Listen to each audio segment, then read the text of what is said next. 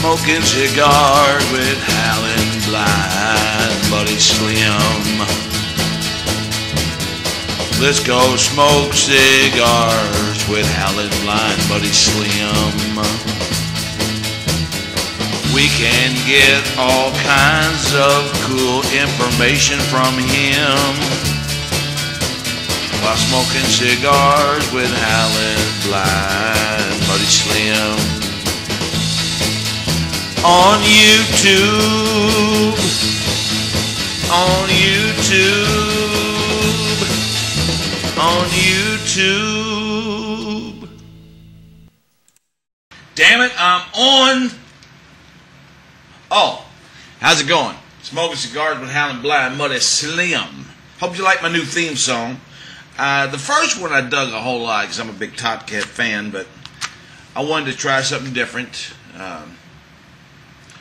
The trivia question is, what is that music from? Trivia question, what is that music from?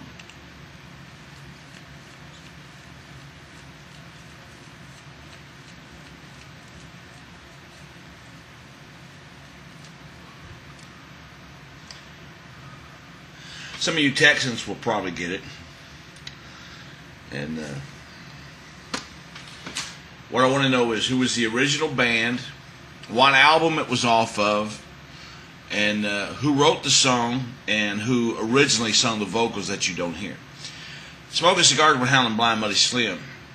That is a Trinidad Siglo 6 from the good people at Altadis.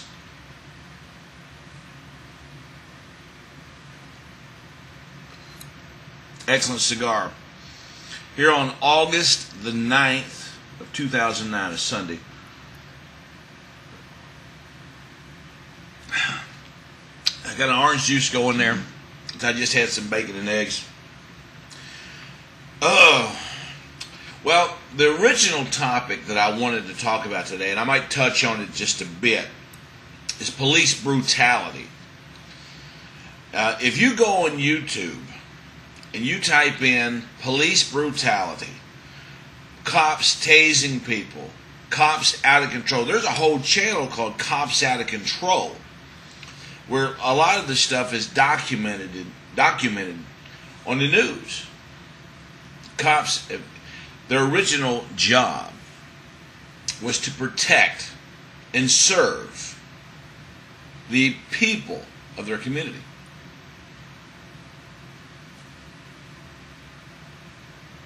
Now what they want to do is, if you look funny, if you give them any kind of attitude at all, they want to beat you, tase you, slam your head to the concrete.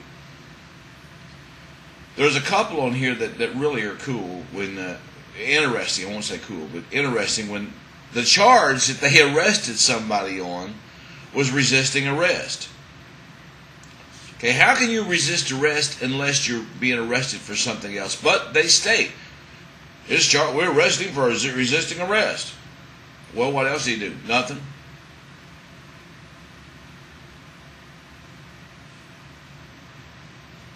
But that's not what I want to talk about today. It's a very important subject, very serious subject. But what I want to talk about today, which changed my whole thought, was I watched a video the other night. Now, trueworldhistory.info. I'll put the link up here, and I think I'll put over on the side. I don't know which way to do. I think it's that way. I'll put a link to the video. G. Edward Griffith. This man is a freaking genius.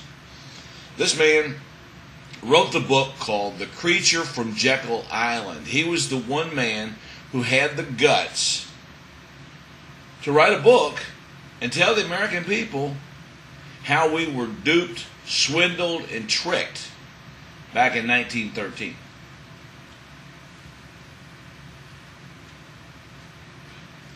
This is a nice cigar. I highly recommend you go out and buy these. Now, we sell them down at the store. We got them in little tins of 10. So the little 10 boxes of 10 in a box. And we finally got them put out. We've had them forever, but we finally got them put out. This sucker here goes for right around $6. If you can't afford $6 for a good cigar, I mean, gee whiz, man. You must be being taxed to death, like me.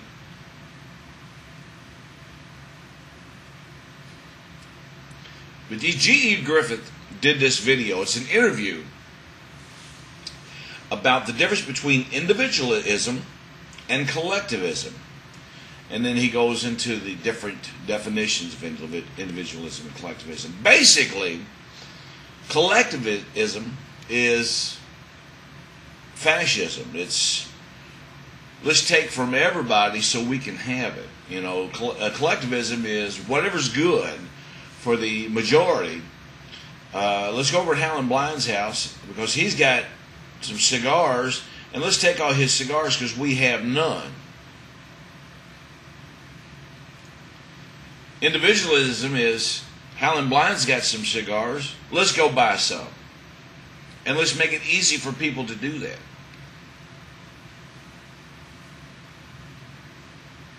But one of the serious problems, I think, in this country right now is because here's how it is. You always got two sides. You got this side fighting this side versus this side against this side. But what people fail to see is the guy in the middle sitting off in the back reaping the rewards. Now, I have always said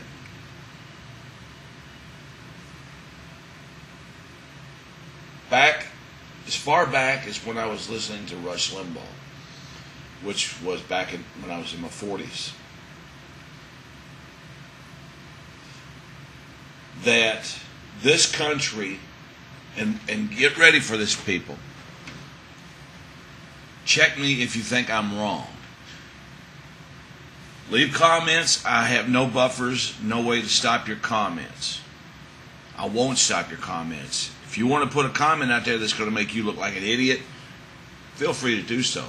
If you're going to put a comment that makes some sense, feel free to do so. Whether you agree with me or not, that's not the point. That's the great thing about America. So far, it's still basically a free country. Let's see where I'm at.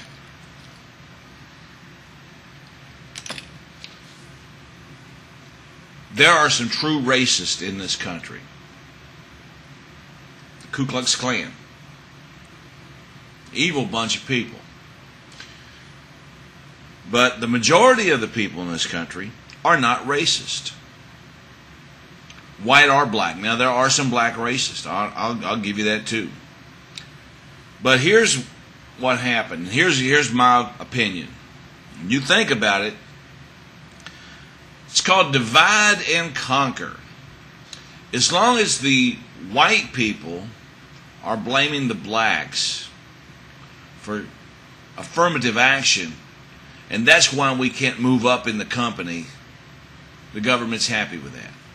And as long as the blacks are blaming whitey that they can't move up in the company or get good jobs, the government's happy because it keeps our eyes focused on our supposed rival and not on the government and what they're doing to perpetuate this. Class warfare. As long as the poor man thinks it's the rich guy who's keeping me down, the government's happy. And as long as the rich man is keep getting richer and looking down on the poor guy and saying, oh, it's a poor guy. You know, class warfare. The government uses class warfare, racism, and anything else they can use to divide the country. They do not want a unified nation, and the fact that its citizens are friends with each other.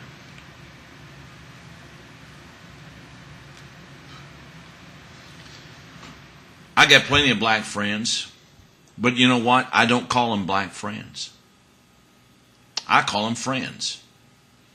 And they don't call me their white friend. They call me their friend. We got to take race out of it. We got to take color out of it. I've got plenty of friends who are rich, but I don't call them my rich friends, and they don't call me their poor middle class friend. We call each other friend. I think I'm coming up on the mark. Yeah, it's about 10 minutes. So hang on. I got some more coming up. Talk to you in a bit.